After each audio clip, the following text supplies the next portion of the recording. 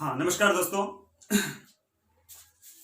हमने एक शिक्षण विधियों का जो थोड़ा सा पोर्शन है वो किया था, जिसमें एनसीईआरटी द्वारा प्राप्त 6 सिद्धांत है उसकी हमने व्याख्या की थी, उसको समझा था। आज हम भाषा शिक्षण के सिद्धांत समझेंगे। ये भी आपकी हिंदी में भी काम आएंगे और संस्कृत में भी काम आएंगे। संस्कृत के प्रत्येक सब्जेक्ट में ये काम आएंगे, लगभग इनमें से एक दो चार है वो आपको मिल ही जाएंगे।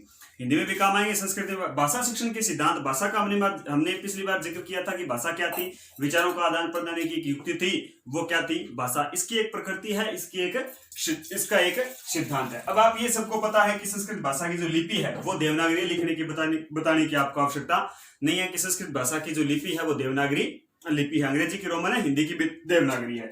अब इसकी संस्कृत भाषा की अपनी प्रकृति है वो थोड़ी सी अलग है। संस्कृत भाषा की प्रकृति है वो थोड़ी सी क्या है, अलग है। नंबर 1 क्या होगी इसकी प्रकृति? व्याकरणात्मक। संस्कृत भाषा की जो प्रकृति होगी वो क्या होगी आपकी? व्याकरणात्मक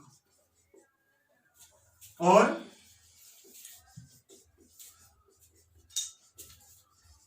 संश्लेषणात्मक। पिछली बार एक प्रश्न आया भी था और एक बार डीएसएसबी का पेपर हुआ था 2009 में, उसमें प्रश्न आया था कि संस्कृत भाषा या प्रकृति रस्ती, यानी संस्कृत भाषा की प्रकृति है, तो उसमें ऑप्शन था संश्लेषणात्मक और दूसरा इसका नाम है व्याकरणात्मक। जिस प्रकार अपना देश है वो कृषि प्रधान देश कहा जाता है, उसी प्रकार संस्कृत भाषा व्याकरण प्रधान भाषा कही जाती है। संस्कृत में व्याकरण है वो प्रधानता से होगा, व्याकरण के बिना संस्कृत कुछ नहीं है। कहने का मतलब ये हो गया कि जिस प्रकार से हम हिंदी में मानो व्याख्यात्मक रूप से किसी चीज का 1.5 पेज लिख देते हैं, उसको अगर आप इंग्लिश में ट्रांसलेट करोगे तो लगभग वो आ जाएगा आपका 1 पेज में। अगर आपको ये कहें कि उसको उसी पेज को 1.5 पेज को संस्कृत में ट्रांसलेट करो तो वो लगभग आधे और पौने पेज में है वो समझ जाएगा। क्यों? क्योंकि संस्कृत भाषा में शब्द है वो एक दूसरे से क्या है, जुड़े हैं। प्रत्येक में संधि होती है, समास होती है, सुप्त तिंगत प्रत्ययों का रोल होता है। तो ये व्याकरणात्मक या संश्लेषणात्मक भाषा कहलाती है। कौन सी भाषा है? संस्कृत भाषा है, याद रखिए, काम आएगा। फिर बात आती है संस्कृत भाषा के सिद्धांत। अब मेरे पीछे आप सिद्धांत लिखे हुए देख रहे हैं। सहज और स्वाभाविकता का सिद्धांत है, सहभागिता का सिद्धांत है, सक्रियता के सिद्धांत है, रुचि का सिद्धांत है, क्रम का सिद्धांत है, सक्रियता, मानसिक तीव्रता, विकास का सिद्धांत है, अभ्यास का सिद्धांत है या बहुमुखी का सिद्धांत है। ये जो सिद्धांत है वो सारे के सारे एक दो को छोड़ करके हैं, वो सब आपस में एक दूसरे से क्या है, कंडक्ट है, एक दूसरे से जुड़े हुए हैं। उनको सीखना है किस पर ये सिद्धांत काम आते हैं और 1% सिद्धांतों का पक्का आना ही आना है। पिछली बार 2 प्रश्न आ गए थे रीट लेवल सेकंड लैंग्वेज में 2 प्रश्न आए थे। 1 प्रश्न तो पक्का इससे बनता ही बनता है। अब सबसे पहले देखो, इसको कोई लिखने की आवश्यकता नहीं है, रटने की आवश्यकता नहीं है। रटोगे याद नहीं होगा, केवल इसको समझना ही समझना है। समझोगे तो ये अच्छी तरह से आपकी समझ में आ जाएगा और प्रश्न बिल्कुल सरल सा इसका आता है। सबसे पहले है सहज और स्वाभाविकता का सिद्धांत। देखो, बच्चा जब शेषावस्था में होता है, अब यहां पे स्वाभाविकता का मतलब उसका वातावरण हो गया जो उसको प्राप्त है, और सहज बिल्कुल नो प्रेशर, यानी सहज और स्वाभाविकता का यहां पे मतलब हो गया बच्चा जिस प्रकार से सीखना चाहता है उसी के अनुसार उसको शिक्षा दी जाए। क्यों? क्योंकि 19वीं शताब्दी के बाद में अपनी शिक्षा में मनोविज्ञान का बोलबाला ज्यादा है और मनोविज्ञान कहता है कि बालक हैं वो शिक्षा के लिए नहीं होगा, बल्कि शिक्षा है वो किसके लिए होगी? बालक के लिए होगी। तो अपने कहने का मतलब हो गया सहज और स्वाभाविक रूप। अच्छा, एक बात उदाहरण, सहज और स्वाभाविक रूप से कैसे सिखाएं? अच्छा, एक बात बताइए, आज हमारे अपने धर्मग्रंथ है उनका नाम याद है। अब इस मोहल्ले में, गांव में, आपकी सिटी में जितने भी क्या पता कितने आपके दोस्त है, कितने रिश्तेदार हैं, उनके सबके नाम याद है। आपके हनुमान चालीसा देखोगे तो वो याद मिल जाएगा, आरती किसी की गाओगे तो वो याद मिल जाएगा। तो ये कैसे है? कभी हमने इसको रटा तो नहीं था, यह हनुमान चालीसा बुक लेके बैठी थी कि उसको याद करना है, याद हनुमान चालीसा को, ऐसा तो नहीं है। तो क्यों? क्योंकि वो अनुकरण के माध्यम से सहज और स्वाभाविक रूप से हम सीखते चले गए धीरे धीरे। उसी प्रकार जैसे जैसे बालक परिपक्व होता जाएगा, अपने को शिक्षण है वो प्रदान उनको ऐसा करवाना है कि बच्चा है वो बर्डन महसूस न करे, बिल्कुल ही स्वाभाविक रूप से शिक्षण है वो अपना होना चाहिए। अब यहां पे लिख देना चाहिए कि शिक्षण है वो कैसे होना चाहिए? सहज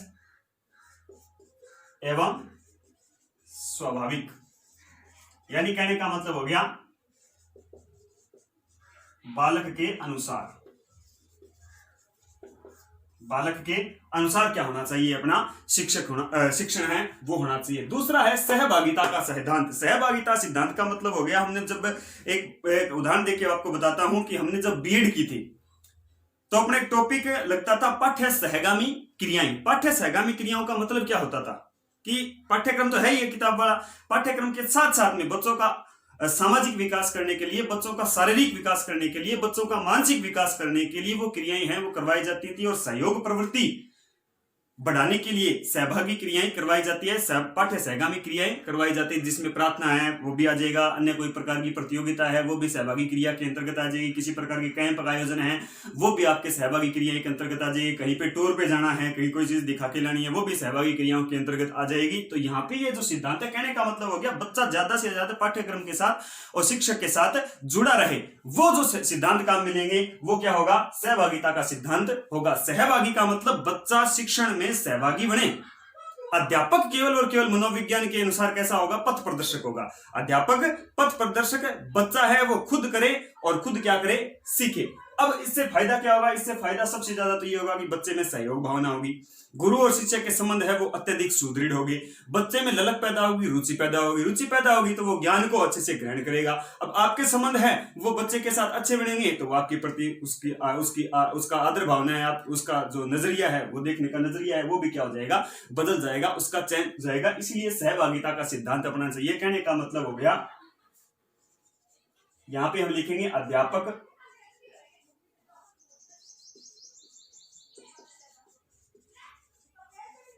पथ प्रदर्शक,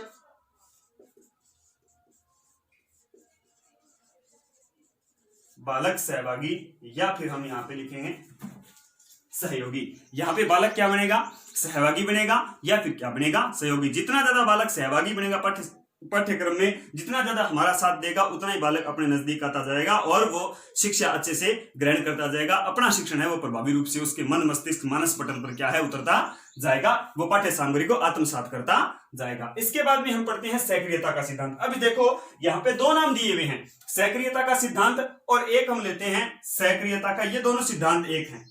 मानसिक तीव्रता का विकास, रीट 2016 में ये प्रश्न आया था।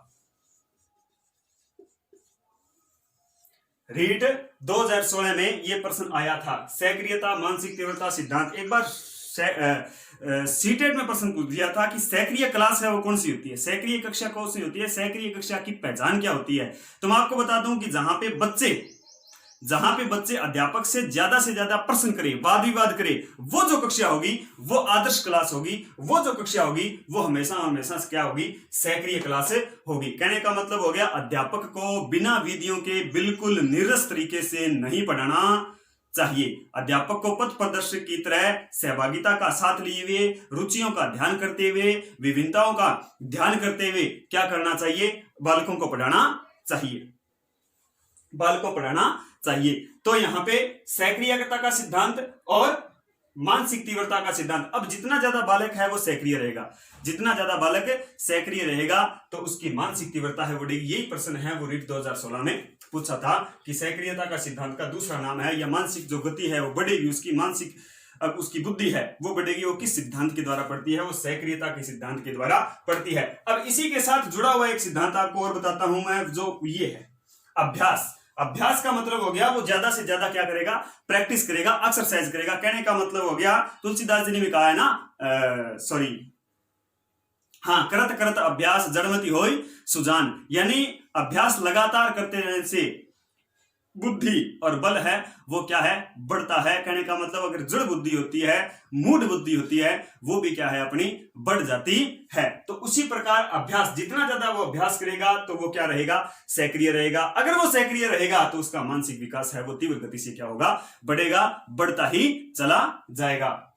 श्री अब्दुल कलाम ने एक लाइन कही थी, वो लाइन इस सिद्धांत पे लागू होती है कि अगर आपको सूर्य की तरह तपना है, अगर आप सूर्य की तरह चमकना चाहते हो, तो पहले सूर्य की तरह आपको क्या करना पड़ेगा, तपना पड़ेगा। तो अपना मानसिक विकास बढ़ाने के लिए भी ये सिद्धांत अपने भी लागू होता है कि सबसे पहले क्या करेंगे, हम अभ्यास करेंगे। ज्यादा से ज्यादा क्या करेंगे, अभ्यास करेंगे, अध्ययन को अपनी आदत में शुमार करेंगे, अपनी आदत में बैठाएंगे और पाठ्य सामग्री को हम भी आत्मसात करेंगे, बच्चों को भी करवाएंगे। सबसे पहले हम अभ्यास करेंगे, अभ्यास करेंगे तो अपना जो मानसिक विकास है हम सक्रिय रहेंगे, जितने ज्यादा सक्रिय रहेंगे तो अपना मानसिक विकास है वो क्या रहेगा, संतुलित अवस्था में निरंतर हम आगे बढ़ते जाएंगे, हमारे अधिगम में पठार कभी नहीं आएगा। इसके बाद में होता है बहुमुखी सिद्धांत। कई बार क्या होता है, व्याकरण के टॉपिक है वो ज्यादा आ जाते हैं, या कई बार ऐसे पाठ भी आ जाते हैं तो वो बिल्कुल क्या हो जाते हैं, नीरस हो जाते हैं, जो कठिन पाठ है वो ज्यादा आ जाते हैं। तो इसे ऐसे में जो शिक्षक है वो क्या करे, वो बहुमुखी या बहुमुखी सिद्धांत को उसको अपनाना चाहिए, बहुमुखी सिद्धांत का उसको पालन करना चाहिए। बहुमुखी सिद्धांत का मतलब हो गया, जैसे यहां पे लिख दिया हमने,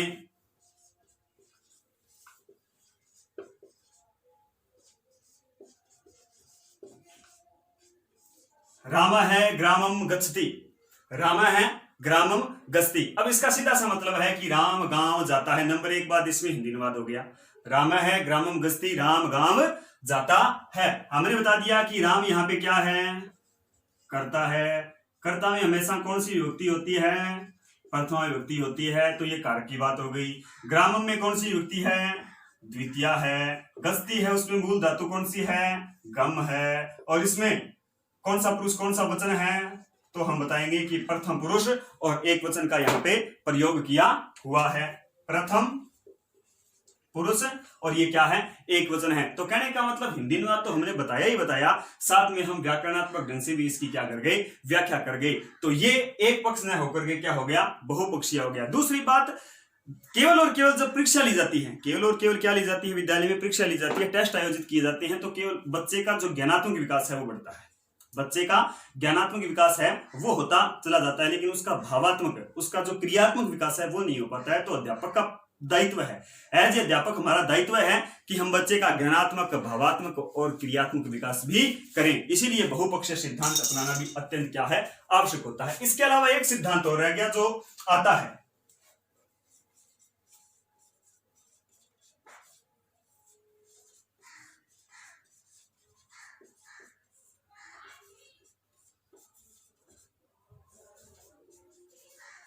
व्यक्तिगत विभिन्नता का सिद्धांत, या व्यक्तिगत विभिन्नता सिद्धांत या व्यक्तिगत विभिन्नता का सिद्धांत, दोनों एक ही बात है। व्यक्तिगत विभिन्नता का मतलब क्या हो गया, व्यक्तिगत विभिन्नता का यहाँ पे मतलब हो गया कि प्रत्येक प्राणी है वो अपने आप में, प्रत्येक बालक हो चाहे बालिका हो, हम हो चाहे हमारा भाई क्यों ना हो, वो अपने आप में क्या होगा, भिन्न होगा, कुछ ना कुछ अंतर जरूर होगा। दो अगर जुड़वा भाई हैं वो भी क्या होंगे, कहीं ना कहीं किसी तरीके से भिन्न होंगे, शारीरिक रूप से ना होंगे तो वो मानसिक रूप से भिन्न होंगे, मानसिक रूप से अगर हमसे भिन्न नहीं है तो दोनों ही तरफ से नहीं है तो वो भावात्मक रूप से, क्रियात्मक रूप से, यानी कहीं ना कहीं उसमें अंतर जरूर मिलेगा। दो जुड़वा, दो सगे भाई हैं वो कभी भी समान नहीं हो सकते हैं। अपने क्लास में सभी विद्यार्थियों की बुद्धि लब्धि, सभी विद्यार्थियों की शारीरिक परिभाषा है, मानसिक परिभाषा है, वो कदापि एक जैसी नहीं होती है। ऐसे में अध्यापक को क्या करना चाहिए, व्यक्तिगत विभिन्नता का सिद्धांत अपनाते हुए शिक्षण करवाना चाहिए। एज ए अध्यापक हमारी कक्षा में कुशाग्र बुद्धि वाले छात्र भी मिलेंगे, मंद बुद्धि भी मिलेंगे, जड़ बुद्धि भी मिलेंगे, औसतन छात्र भी मिलेंगे। तो हमको क्या करना चाहिए, प्रतिभाशाली जो छात्र मिले, प्रतिभाशाली जो छात्र हैं उसको आगे के पथ की ओर अपने को रास्ता दिखाना चाहिए, और जो जड़ बुद्धि है, जो मंद बुद्धि छात्र हैं उसको पीछे से ला करके और ज्यादा से ज्यादा क्या करवाना चाहिए, अभ्यास करवाना चाहिए, उससे परिश्रम करवाना चाहिए, उनकी विशेष तौर से ध्यान रखनी चाहिए ताकि वो क्लास की मुख्य धारा में रह सके और अपना शिक्षण है वो प्रभावी रूप से उन तक पहुंचे और वो एक सुयोग्य नागरिक आगे जाकर के बने। तो सबसे पहला सिद्धांत था सहज और स्वाभाविकता का सिद्धांत। सहज और स्वाभाविकता का सिद्धांत का मतलब बिना, विदाउट बर्डन अपना शिक्षण सिद्धांत है होना चाहिए। और आपने देखा होगा कि राजस्थान सरकार ने भी अभी एक ऑर्डर पास किया है कि प्रत्येक सैटरडे है वो नो बैग डे होगा। नो बैग डे का मतलब उसमें पढ़ाई कम और मनोरंजनात्मक या शारीरिक जो है वो ज्यादा होगी, तो नो बैग डे कहलाएगा। वो इस सिद्धांत के अंतर्गत है, सहज और स्वाभाविक, ताकि बच्चा है वो सहज रहे, स्वाभाविक रहे, पढ़ाई की, किताब की बिल्कुल बर्डन महसूस न करे, टेंशन उसको किसी बात की न हो, तनाव में वो रहना है। इसीलिए शिक्षण और हमारा वो क्या होना चाहिए, सहज और स्वाभाविक रूप से विधियों के अनुरूप होना चाहिए, सिद्धांतों के अनुरूप होना चाहिए। नीरस शिक्षण, कठोर दमनात्मक शिक्षण अपने को नहीं करवाना है।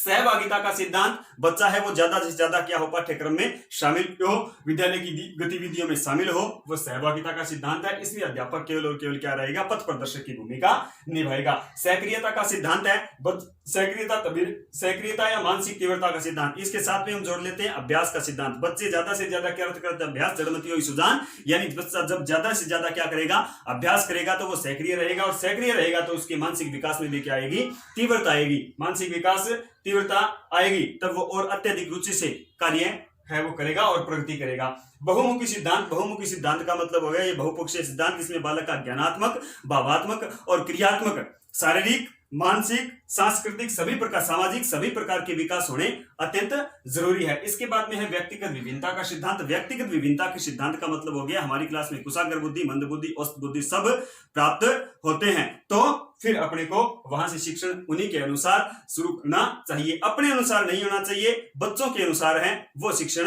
होना चाहिए। तो इस पर तो हमने सहज और स्वाभाविकता का सिद्धांत पढ़ लिया, सहभागिता का सिद्धांत पढ़ लिया, सक्रियता का पढ़ लिया, सक्रियता और या मानसिक तीव्रता का सिद्धांत पढ़ लिया, विकास का सिद्धांत पढ़ लिया, अभ्यास का सिद्धांत पढ़ लिया, बहुमुखी का सिद्धांत। अब हम पढ़ लेते हैं रुचि का सिद्धांत और क्रम का सिद्धांत। तो क्रम के सिद्धांत के अनुसार शिक्षण है वो बिल्कुल क्या होना चाहिए, अपना क्रमानुसार होना चाहिए। शिक्षण क्या होना चाहिए, क्रमानुसार, यानी सरल से क्या होना चाहिए, कठिन की ओर होना चाहिए। जिस प्रकार से चारों कौशल होते हैं, चारों कौशल में क्रम होता है, सुनना, बोलना, पढ़ना और लिखना, उसी प्रकार से अपना शिक्षण है वो क्रम के अनुसार होना चाहिए। शिक्षण है वो सरल से कठिन की ओर होना चाहिए। आपको अगर याद होगा तो कई बार हम जब 5वीं, 6वीं, 7वीं, 8वीं क्लास में पढ़ते थे, वहां पे हमारे जो गुरुजी हैं, हमारे जो शिक्षक हैं, वो अपने को कई बार जैसे मैथ करवाते थे तो दूसरी तीसरी प्रश्नावली छुड़वा देते थे और उसके बाद में सीधी 10वीं 12वीं प्रश्नावली करवा देते। तो इसका मतलब उनको उस समय पता था कि सरल से कठिन की ओर चलना है। कई बार ऐसा होता है कि दूसरा पार्ट, आजकल तो हालांकि बहुत कम होता है, लेकिन फिर भी कई ऐसी चीजें आ जाती हैं जो कठिनता के लेवल को प्राप्त करते हैं, कुछ पोर्शन, तो वहां पे उसको छुड़वा देना चाहिए और सरल से कठिन के और सिद्धांत का पालन करते हुए, सूत्र का पालन करते हुए अपने को क्रम का सिद्धांत अपनाना चाहिए। यानी सबसे पहले सुनना और उसके बाद में बोलना, फिर पढ़ना और फिर क्या है, लिखना। इसके बाद में है आपका रुचि का सिद्धांत। रुचि का सिद्धांत का मतलब हो गया पाठ्यक्रम तभी हम प्रभावी बना पाएंगे, हम प्रभावी शिक्षक तभी बन पाएंगे, बच्चे के मानसिक पटल पे हमारी बात तभी अंकित हो पाएंगी तब हम रुचि का सिद्धांत अपनाएंगे, यानी उनमें रुचि क्या है वो जागृत करेंगे। रुचि किस प्रकार से जागृत कर सकते हैं, रीट 2016 में यह भी प्रश्न आया हुआ है।